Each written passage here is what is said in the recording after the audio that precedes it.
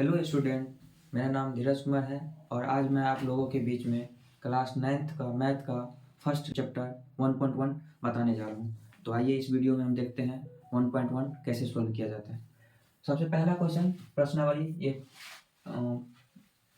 1 है, जिसका लिखा गया है क्वेश्चन में, क्या शून्य एक परिमेय संख्या है? क्या इसे आप पी वाई क्यू के रूप में लिख सकते हैं, जहाँ पी और क्यू पूर्णांक है और Q does not equal to 0। ये जो क्वेश्चन है हमारे 9th का संख्या पद्धति का क्वेश्चन। तो सबसे पहले हमको ये पता होना चाहिए परिमेय संख्या किसको बोलते हैं।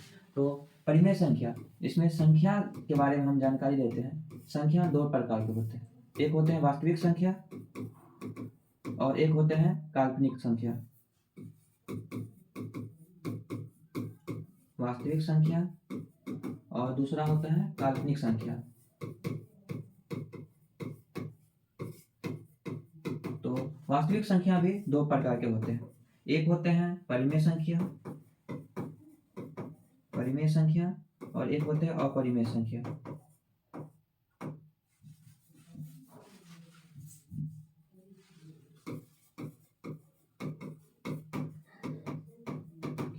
तो परिमेय संख्या को हम लोग पी वाई क्यू के रूप में लिख सकते हैं। परिमेय संख्या को पी वाई क्यू के रूप में लिखते हैं, जहां Q does not equal to 0, मतलब क्यू जो है 0 के बराबर नहीं होना चाहिए। और इसका एक नियम ये है, जो इस पी और क्यू का एचसीएफ 1 होना चाहिए। तो अब हम ये पता करते हैं, इसमें ये लिखा गया है क्या, और वास्तविक संख्या किस, अपरिमेय संख्या वैसा संख्या होता है जिसको हम रूट में लिख सकते हैं, लेकिन उसको हम रूट में लिख सकते हैं पर उसमें क्या है, उसको जब हम उसका पूर्ण वर्गमूल नहीं निकलता है, उसे हम अपरिमेय संख्या बोलते हैं। जैसे √5, √7, इन सभी का कभी भी पूर्ण वर्गमूल नहीं निकलता है। ये क्या हो गया, अपरिमेय संख्या। और काल्पनिक संख्या हम लोग 12th में जाके पढ़ते हैं। तो यहाँ वास्तविक संख्या दो प्रकार के होते हैं, वास्तविक संख्या और काल्पनिक संख्या। वास्तविक संख्या में भी दो प्रकार होते हैं, एक परिमेय संख्या और अपरिमेय संख्या। परिमेय संख्या उसको बोलते हैं जिसको हम पी वाई क्यू के रूप में लिख सकते हैं, पर क्यू जो है कभी भी 0 नहीं होना चाहिए। ये जो क्यू है ये कभी भी क्या होना चाहिए, 0 नहीं होना चाहिए। इसका मतलब ये भी बोल सकते हैं, इसको बोलते हैं अंश और इसको बोलते हैं हर।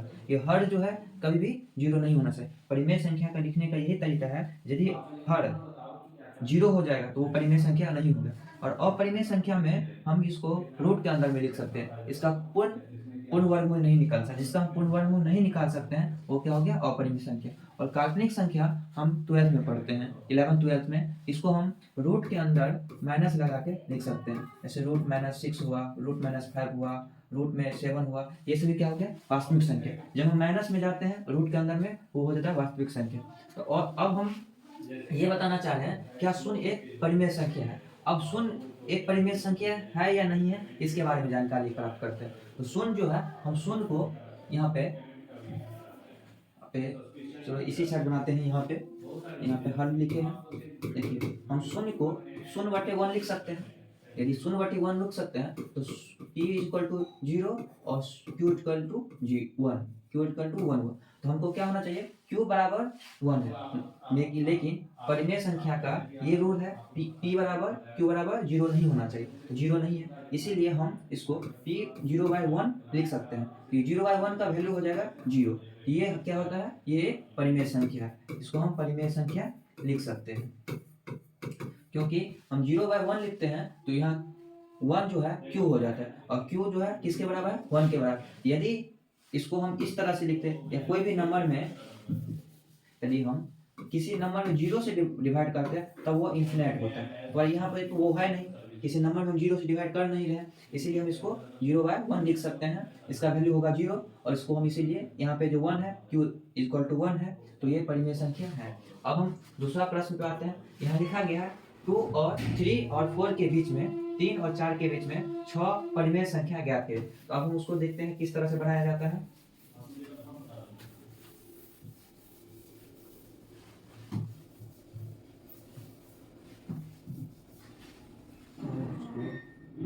एक सेकेंड,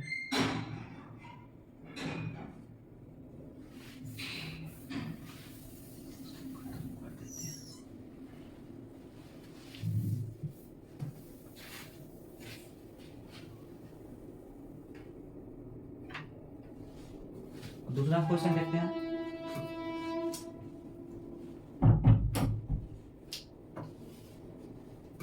दूसरा क्वेश्चन, 3 और 4 के बीच में 6 परिमेय संख्या ज्ञात करें। अब जहाँ पे हमको जो लिखा रहता है, इसका जो बनाने का तरीका ये है कि 6 परिमेय संख्या है, तो सबसे पहले हमको लिखना है 6 और एक एक्स्ट्रा करके एक जोड़ देना, इसमें हो गया 7। अब जो है 3 में और 4 में, 3 में हम क्या करेंगे, ऊपर में भी 7 से मल्टीप्लाई और नीचे में भी, मतलब इसके 3 का ऊपर नीचे मल्टीप्लाई कर देंगे 7 से, ताकि हमको बोल क्या रहा है, 6 परिमेय संख्या। तो 6 परिमेय संख्या करने के लिए एक आगे करके हम इसमें क्या करते हैं, मल्टीप्लाई कर देते हैं। यदि हम 7/7 से इसमें मल्टीप्लाई करते हैं, कुछ करते हैं, इससे कोई फर्क नहीं पड़ता, क्या कि 1 पर हमको यहाँ पे परिमेय संख्या निकालना है, इसीलिए हम ऐसा करते हैं। तो यहाँ पे हो गया 21, यहाँ पे हो गया 7। अब ये कहीं हो गया, और दूसरा है क्या 4, इसमें भी हम 7/7 से मल्टीप्लाई करेंगे, ये हो गया 28 और 7। अब मेरे पास जो संख्या बन के आ गया है 21/7, 28/7, मतलब 21/7 और 28/7। इसके बीच में हमको कितने परिमेय संख्या बोल रहे हैं, 6। तो हम लिख सकते हैं यहाँ पे 22/7, 23/7, 24/7, 25/7 और 26/7, 5 होगी। और ऐसा नहीं है जो इसी तरीका से बना सके, इसका और भी बनाने का तरीका है। यदि हम इसको परिमेय संख्या लिख रहे हैं तो 3 और 4 के बीच में होना चाहिए। तो 3 और 4 के बीच में हम लिख सकते हैं 3.12, 3.121, इस तरह से 3.1, 3. इसको 3.13 भी लिख सकते हैं यहाँ पे, फिर 3.14 भी लिख सकते हैं, 3.15 भी लिख सकते हैं। और इसको भी यदि हम यहाँ से दशमलव उड़ाते हैं तो इसके बट्टे में 100 हो जाएगा, फिर इसके बट्टे में 100 हो जाएगा, फिर इसके बट्टे में 100 हो जाएगा। इस तरह से हम इस तरह से भी लिख सकते हैं। ये सभी जितने भी नंबर है ये कितने हैं, 3 और 4 के बीच में ही आते हैं। इसे इस तरह से भी लिख सकते हैं और इस तरह से भी इसको बना सकते हैं। ये बनाने का तरीका है। और आसान तरीका ये है, जितना भी परिमेय संख्या बोला जाए उसमें एक एक्स्ट्रा क्या करते हैं, ऐड करते हैं, और फिर उनको बाय के रूप में मल्टीप्लाई कर देते हैं, जितना भी बोला है। जैसे 3 है या 4 है या कुछ भी रहे, उसमें हम क्या करेंगे, जैसे मान लीजिए यहाँ पे 6 है, 6 के जगह पे कोई ऐसा संख्या दे, 5 बोल दे या 6 बोल दे या 7 बोल दे, तो उसको कैसे निकालते हैं,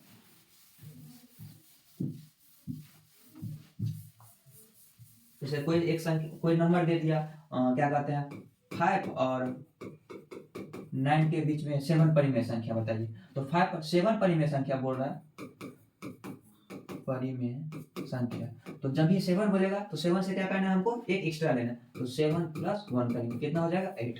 अब 8 से क्या करेंगे, इसमें भी और इसमें भी ऊपर नीचे मल्टीप्लाई करेंगे, मतलब हर और अंश दोनों में। तो 5 को 8 से मल्टीप्लाई करेंगे ऊपर, ये हो गया 40, ये हो गया 8, और इसमें भी करेंगे तो 9 से 9 गुने 8/8, 8 पंचे 9 पंचे 45, और यहाँ गया 8।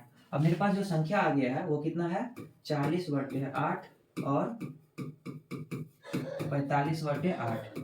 इसके बीच में हमको कितना परिमेय संख्या चाहिए, 7। तो हम क्या क्या लिख सकते हैं, 41/8, 42/8, 43/8, 44/8, 45/8, 5 हो गए। 5 में हमको 8 चाहिए, 46/8, 47/8, सॉरी यहाँ पे हो गया 72/8। तो हम यहाँ पे 72, 47, 48/8, जितना भी लिखना होगा इन दोनों के बीच में हम लिख सकते हैं। 40 से लेके 72 के बीच में जितने भी संख्या होगा वो सभी क्या हो गए, परिमेय संख्या। किसके बीच के, 5 और 9 के बीच में।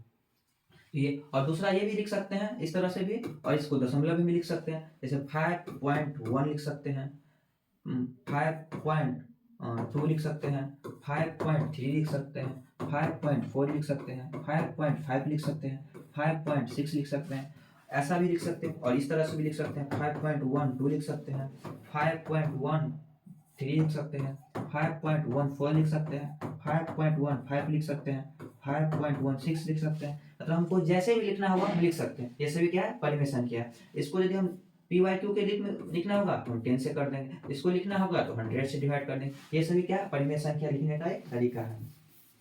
अब हम अगला सवाल देखते हैं। अगला सवाल में ये बोला है 3/4 3/5 मतलब 3/4 और 5/4 के बीच में परिमेय संख्या के। हम सेम वही प्रोसेस करेंगे जो इससे पहले अभी तक किए हैं।